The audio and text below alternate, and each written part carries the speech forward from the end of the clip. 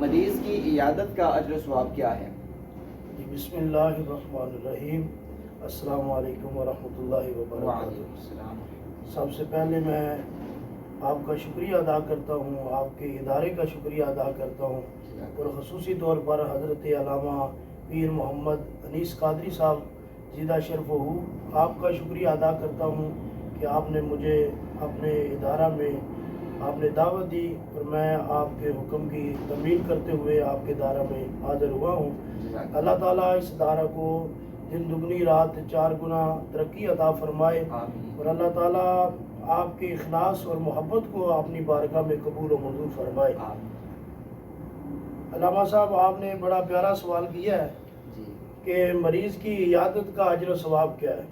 آج ہم اس نفسا نفسی کے دور میں ہم اس چیز کو بھول چکے ہیں، اور خصوصی طور پر ہم نے جو اللہ اور اس کے رسول صلی اللہ تعالیٰ علیہ وآلہ وسلم نے ہمیں طریقہ ارشاد فرمایا، ہمیں اس کی فضیلت ارشاد فرمائی، اس سے ہم اپنے دین سے دور ہو چکے ہیں۔ تو اگر ان چیزوں کا ہمیں علم ہوگا تو پھر ہو سکتا ہے کوئی بندہ، اگر ایک بندہ بھی اس پر عمل کر لے تو اس کی بھی بخشش ہو جائے گی اور ہماری بھی بخشش ہو جائے گی۔ تو اللہ کے محبوب علیہ الصلوۃ والسلام نے اس کی فضیلت بیان فرمائی ہے کہ مریض کی عیادت کرنے کی۔ تو حضرت مولا علی شیر خدا رضی اللہ تعالیٰ عنہ اس حدیث کے راوی ہیں۔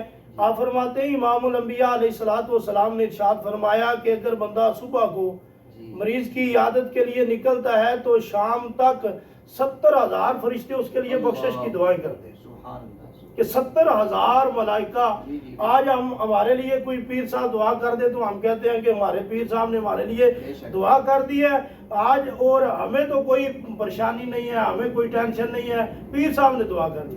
تو جس کے لیے 70,000 فرشتے دعا کریں کہ اگر صبح کو بندہ مریض کی عیادت کرتا ہے تو شام تک 70,000 فرشتے اس کے لیے دعائیں کرتے ہیں، اور اگر شام کو کرتا ہے تو صبح تک 70,000 فرشتے، یعنی کہ فرشتوں کا پھر کام ہوتا ہے صبح شام اس کے لیے دعائیں کرتے رہتے ہیں۔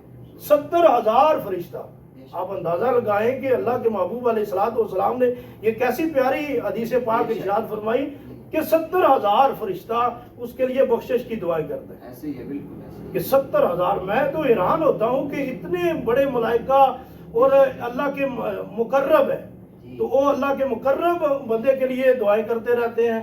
کام اتنا بڑا نہیں ہے، گزرتے ہوئے بھی آپ کسی کا جو ہے نا عیادت کر سکتے ہیں، اس کو پوچھ کے سکتے ہیں۔ تو جس کے لیے 70,000 فرشتے اس کے لیے دعائیں کرتے ہیں، اور اتنا نہیں، اللہ کے محبوب علیہ الصلوۃ والسلام نے ارشاد فرمایا کہ اس کے لیے جنت میں گھر ہے۔ اللہ اکبر، کیا بات کہہ دی!